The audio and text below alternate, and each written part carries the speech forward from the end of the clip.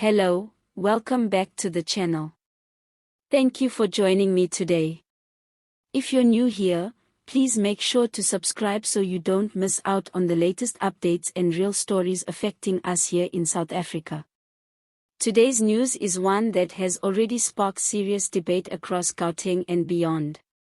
A statement by community activist and social commentator Mbalubla has brought fresh attention to the link between illegal immigration, unemployment, and rising crime in the province. Please stay tuned till the end so you can hear all the verified details and see where this information comes from before making up your own mind. So, let's unpack what happened. During a recent community meeting in Johannesburg, Mbalubla addressed residents who had gathered to discuss ongoing concerns about job losses, safety, and service delivery in their neighborhoods. Speaking to a crowd of frustrated locals, he didn't mince words. He said many of the problems that ordinary South Africans are facing today are connected to the growing number of undocumented foreign nationals living and working in the province. According to him, this situation has created unfair competition for jobs, particularly in sectors like construction, retail, and hospitality, where many locals are now struggling to find employment. Mbalubla went on to say that while it's true that not every foreign national is involved in crime or illegal activity, the issue of undocumented people living in South Africa without legal papers has made it harder for authorities to keep track of who's doing what.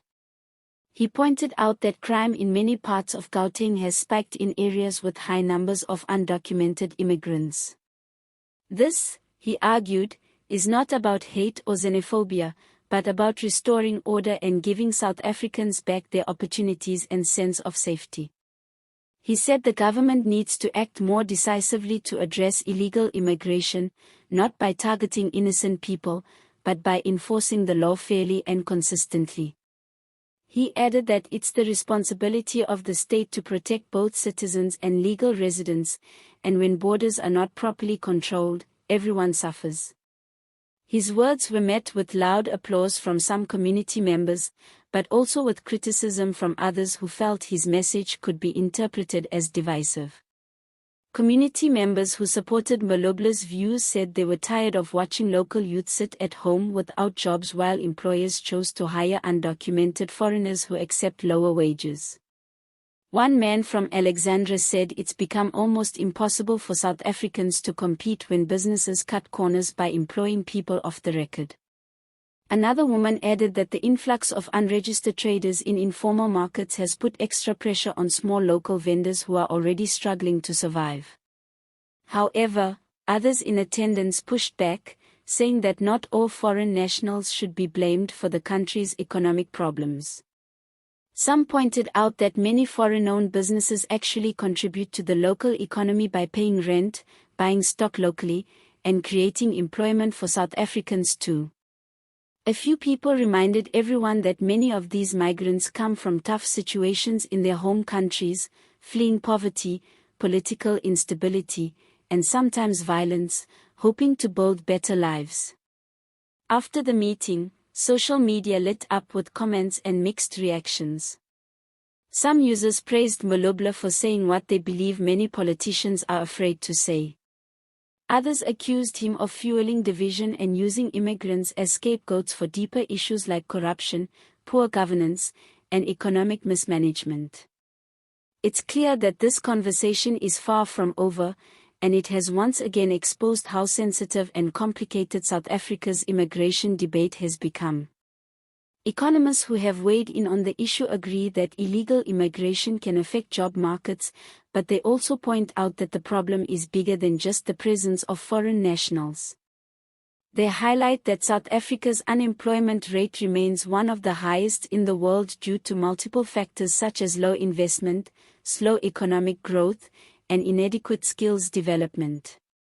They say blaming undocumented migrants alone won't solve the structural issues keeping millions of South Africans out of work. Meanwhile, Gauteng residents continue to express frustration over rising crime. Many say they no longer feel safe in their communities, and they want visible action from law enforcement. Police officials have acknowledged that the lack of proper documentation makes it harder to trace suspects and enforce accountability, but they caution against painting all immigrants with the same brush. The message from the police is clear: criminal activity should be dealt with harshly, regardless of where the suspect comes from. Government spokespersons have also responded, saying that authorities are working closely with the Department of Home Affairs to tighten border controls and improve immigration systems. They've urged South Africans to report illegal activities and to remain calm while the state handles enforcement through legal channels. Still, the tension remains visible on the ground, especially in densely populated urban areas where competition for limited resources has become fierce. Mbalubla ended his statement by saying South Africa must find a balance between compassion and accountability. He said helping genuine refugees and asylum seekers is important, but ignoring illegal immigration will only deepen unemployment and crime. He believes that until strong and fair systems are enforced, ordinary South Africans will continue to feel neglected and frustrated. Whether people agree with him or not, one thing is certain: his words have once again brought immigration and economic survival to the center of public conversation. Before we close, remember that all the images used in this video are for illustration purposes only and do not represent any specific individuals involved in this news. The information shared here has been fact-checked using credible local reports from VUV News on Facebook, IOL, and Times Live. Thank you so much for watching till the end. If you enjoyed this discussion or learned something new, please subscribe to the channel, like the video, and share your thoughts in the comments section. And before you go, just a light note: if border control worked as fast as social media gossip does, maybe half of these issues would already be solved. Stay safe, stay informed, and see you in the next one.